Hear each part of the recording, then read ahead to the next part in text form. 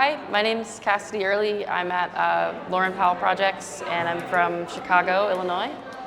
This show is called In the Light of Day, and it all started because I was thinking about grief and thinking about my personal identity and how potentially a trans identity and grief sort of intersect. Most of the pieces are thinking about the passing of my mom, which happened 2 years ago, almost exactly now. Tell us about the piece behind us. The wall and this painting are sort of tied together.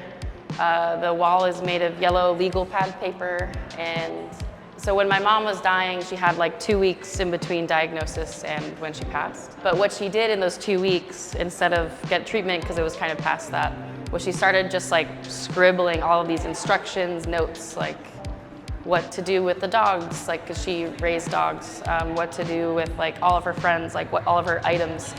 But they were totally illegible, like couldn't read a thing, like just scribbles on paper. The paper wall is like about all the notes she left, and the paper is facing backwards because you can't see the like important things that are on the other side. And then I put this piece on top. It's called Trans People Are Angels.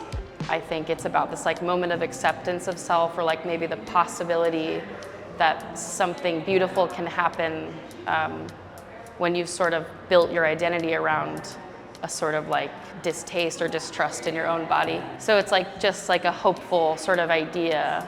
Next to the notes from my mom, it makes a lot of sense to me because she was always very accepting of me. So having these two pieces together feels like I'm putting me and my mom next to each other. A lot of the pieces are missing body parts, like the head is gone. Is there a reason for that?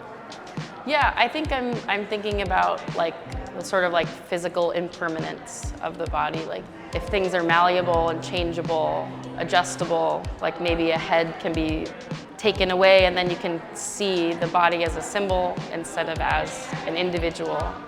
Because I make a lot of self-portraits and I tried to deviate from that a little bit here. Anyone can stick themselves into that place and like decide that that's their happy ending, like that's their beautiful moment or something. So tell us, what would your life be like without art? I feel like painting is like the only amazing thing consistently every day, no matter what.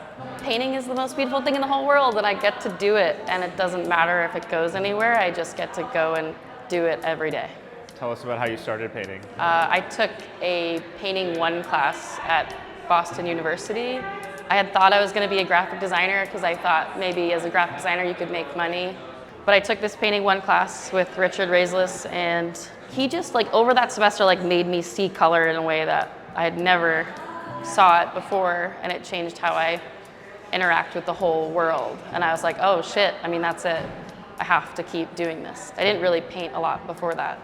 No, I don't know. This show's weird because I got top surgery like 5 months ago, and 2 months of recovery, and then I had like 3 months, and I was like, oh shit, like everything's happening. And I was really nervous about my work changing a ton because before that, like this painting is from before surgery. Because this is one of the only paintings in the show that I made before my surgery and before my mom's death.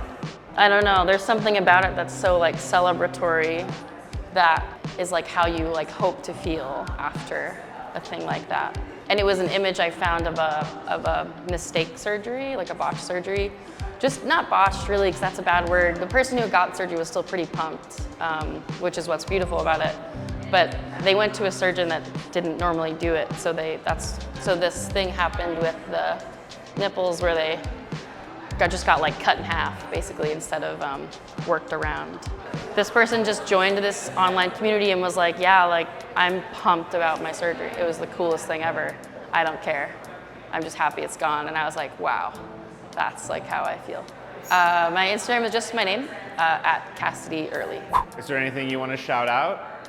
Yeah, I think just all my friends, you know, my partner, Lily, and everybody that comes around to my studio and just knocks on the door and says, hey, what's up?